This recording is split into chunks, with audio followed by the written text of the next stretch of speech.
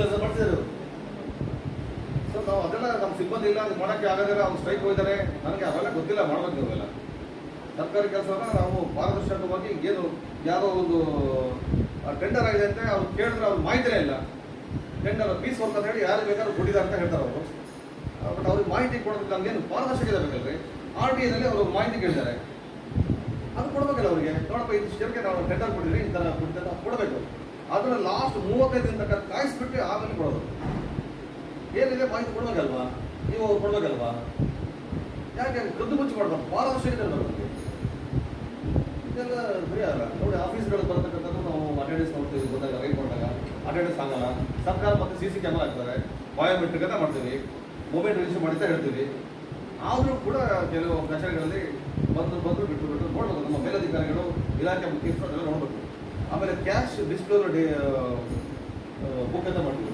ನಿಮ್ಮ ಯಾವುದೇ ಸರ್ಕಾರಿ ಅಧಿಕಾರಿಗಳು ಬರೋದ್ರ ಮೇಲೆ ಬರೀಬೇಕು ಎಷ್ಟು ಅಮೌಂಟ್ ಇದೆ ಅಂತ, ನನ್ನ ಹತ್ರ ಹೋಗೋದು ಎಷ್ಟು ಅಮೌಂಟ್ ಇದೆ ಅಂತ. ಮೊನ್ನೆ ಯಾರು ಬರೋದು 9,000 ರೂಪಾಯಿ ಇದೆ ಅಂತ ಬರ್ತಾರೆ.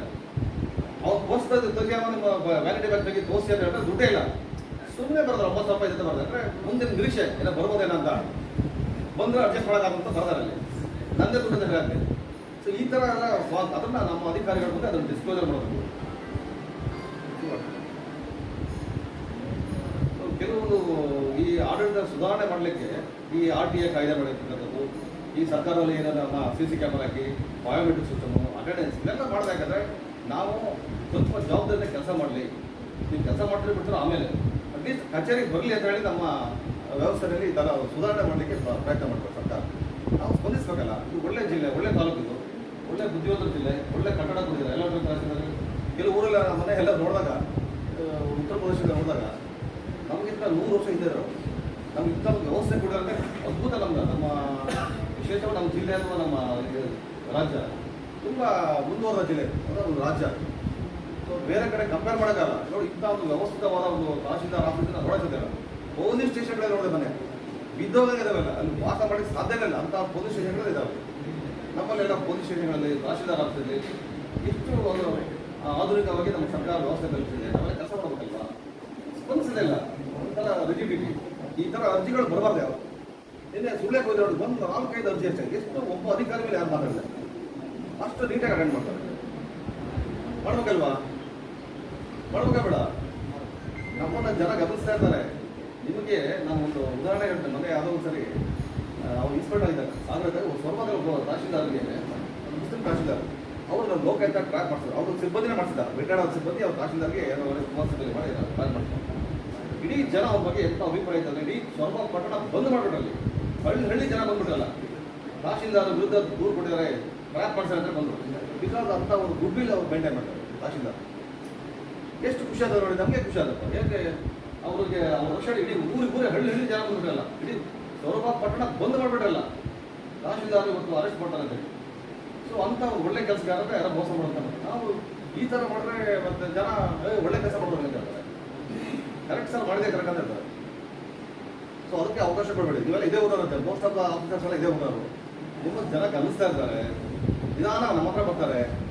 ಬಂದಾಗ ಏನು ತಂದ್ರೆ ಗೊತ್ತಿರುತ್ತೆ. ಇದೆಲ್ಲ ಜಾತ್ರೆ ತರ್ತಾರೆ ಅಲ್ಲಿ ಸರ್, ಹಂಗೆ ಸರ್ ಹಿಂಗೆ ಸರ್ ಎಲ್ಲ ನೋಡಿ ಜಾತ್ರೆ ಕೊಡ್ತಾರೆ. ಅವಾಗ ನೀವು ಕಷ್ಟಕ್ಕೆ ಸಿಗಾಕೊಳ್ತೀರಿ. ಗೊತ್ತಾದೇನ್ರಿ? ನಿಮ್ಮ ಹತ್ರ ಚೆನ್ನಾಗಿ ಮಾತಾಡ್ತಾರೆ, ನೋಡ್ಬೇಕು. ಅವ್ರು ಎಷ್ಟು ಚೆನ್ನಾಗಿ ಮಾತಾಡ್ತಾರೆ ಅಂದರೆ ವಾಯ್ಸ್ ರೆಕಾರ್ಡ್ ನೋಡ್ಬೇಕು. ತುಂಬ ಚೆನ್ನಾಗಿ ಮಾತಾಡಿ, ಫ್ರೆಂಡ್ಲಿ ಮಾತಾಡಿ, ಇದನ್ನೆಲ್ಲ ತಗೊಂಡು ಬಂದು ತೋರಿಸ್ತಾರೆ. ಸೊ ಇದಕ್ಕೆಲ್ಲ ಅವಕಾಶ ಕೊಡಬೇಡಿ. ಜನರ ಕೆಲಸ ಸ್ಪಂದಿಸಬೇಕು, ಮಾತಾಡ್ಬೇಕು ಬಂದ ಹತ್ರ. ಅವ್ರನ್ನ ದೊಡ್ಡ ಶತ್ರು ಥರ ನೋಡ್ಬಾರ್ದು ಜನ ಬಂದವ್ರನ್ನ.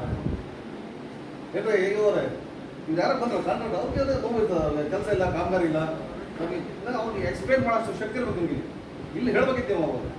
ನೀವು ಪಾರದರ್ಶಕವಾಗಿದ್ದರೆ ನೀವು ಇಲ್ಲಿ ಹೇಳ್ತಾ ಇದ್ರಿ. ಈಗ ಅವ್ರಿಗೆ ಈ ಕಾರಣಕ್ಕೆ ನಾವು ಕೊಟ್ಟಿದ್ದೀವಿ, ಇಂಥ ಮಾನದಂಡ ಅಂತ ಹೇಳಿ ನೀವು ಮಾನದಂಡನೇ ಹೇಳ್ದ.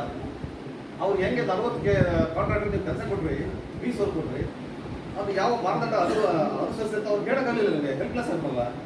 ಸರ್ಕಾರ ಯಾವ ಥರ ಹೇಳ್ಬೇಕಲ್ಲ, ನೀವು ಎಕ್ಸ್ಪ್ಲೇನ್ ಮಾಡ್ಬೇಕು ಅವ್ರಿಗೆ. ಹೆಲ್ಪ್ಲೆಸ್. ನಾನು RTIಯಲ್ಲಿ ಮಾಹಿತಿ ಕೊಟ್ಟಿಲ್ಲ ಅಂತ ಹೇಳಿದ್ರೆ ಅಲ್ಲೇ ಹೇಳ್ಬೇಕಿದ್ದಲ್ಲ, ಈ ಸಭೆ ಹೋಗಿದ್ದಲ್ಲ, ನಿಮ್ಮ ಪಾರದರ್ಶಕತೆ ಅಲ್ಲಿ ಗೊತ್ತಾಗ್ತಿದ್ದೆ ಅವ್ರಿಗೆ. ಹೇಳ್ಬೇಕಲ್ವಾ? ನೋಡಿ, ನಾವು ಇದೆಲ್ಲ ಮಾಡೋಕೆ ಇವೆಲ್ಲ ಜನರನ್ನ ನಾವು ಪ್ರೌಡ್ನೆಸ್ ಬೇಕು. ಸರ್ಕಾರ ಅಧಿಕಾರಿಗಳನ್ನ ನಂಬಬೇಕು, ಅವರು ನಮ್ಮ ಬಗ್ಗೆ ನಂಬಿಕೆ ಇರಬೇಕು. ನಾವೇನೇ ಮಾಡೋದು ಅಟ್ಲೀಸ್ಟ್ ಜಸ್ಟಿಫೈ ಮಾಡಾಗಿರ್ಬೇಕು. ಕಾನೂನು ಚೌಕಟ್ಟೊಳಗೆ ಜನ ನೋಡಿದಾಗ ಹೌದು ಕರೆಕ್ಟ್ ಮಾಡಿದ್ರೆ ಅಂತ ಅನ್ಸ್ಬೇಕಲ್ವ. ಸುಮ್ಮನೆ ಯಾರೋ ನೋಟಿಸ್ ಬೋರ್ಡ್ ಹಾಕಿದ್ದೀನಿ ಸರ್, ಅಲ್ಲಿ ಹಾಕಿದ್ದೀನಿ ಅಂತ ಯಾರಿಗೆ ಅವ್ರು ಸಂಬಂಧಪಟ್ಟ ಗುತ್ತಿಗೆದಾರರಿಗೆ ಗೊತ್ತಿಲ್ಲ ಅದು ಏನಪ್ಪ ಕೆಲಸ ಬೇರೆ ವಿಶೇಷ ಸ್ವಲ್ಪ ಹುಷಾರು ಕೆಲಸ ಮಾಡೋದು. ತುಂಬ ಕೇಸ್ ಬಂದಿದೆ ಇಲ್ಲ ಅಲ್ವಾ? 16 ವರ್ಷದಿಂದ ಮಾಡ್ತೀವಿ ಸರ್, ಮಾಡ್ತಾ ಇಲ್ಲ ಅಂತಾರೆ. ತಹಸೀಲ್ದಾರ್ ನೋಡಿದ್ರೆ ಕೆಲಸ ಇಷ್ಟು 900 ಕೇಸ್ ಇಟ್ಟು 900 ಮಾಡ್ತಾ ಇದ್ರಿ ಪಾಪ. 900 ಕೇಸ್ ಮೇಲೆ ಇದೆ ಅವ್ರಿಗೆ ಪಾಪ. ಬರೀ RTC ತಿದ್ದುಪಡಿ ಮಾಡಿದ್ರೆ 900 ಕೇಸ್ ಇದೆ ಅವ್ರಿಗೆ. ಇದು ಬೇರೆ ಬೇರೆ ಕೆಲಸ ಸುಮಾರು ಇದೆ ಅವ್ರಿಗೆ. ಅವ್ರ ಮೇಲೆ ಸ್ಟ್ರೈಕ್ ಕೊಡ್ತಾರೆ ಅವರೆಲ್ಲ. ಈಗ ಆದಷ್ಟು ಕಷ್ಟಪಟ್ಟು ಕೆಲಸ ಮಾಡಿ ಏನ್ರಿ ಜನರ ವಿಶ್ವಾಸ ಗಳಿಸ್ಬೇಕು. ಫಾರೆಸ್ಟ್ ಇಲಾಖೆರು ಮರ ಕಡಿದು ಗೊತ್ತಾಗಲ್ಲ ನಿಮಗೆ, ಗೊತ್ತಾಗುತ್ತಲ್ಲ. ಹಾಗೆ ಎಲ್ಲ ಏನು ನಮಗೆ ಗೊತ್ತಿಲ್ಲ ಅಂತ ಹೇಳ್ಬೋದು. ಅವರು ನನಗೆ ಗೊತ್ತಿಲ್ಲ ಸರ್, ನಾವು DH ಅವ್ರಿಗೆ, ಅವ್ರಿಗೆ ತಾಲೂಕು ಹೆಲ್ತ್ ಆಫೀಸರ್ಗೆ ಹೇಗೆ ಬಂದು ಗೊತ್ತಾಗಲ್ಲ ನಿಮಗೆ.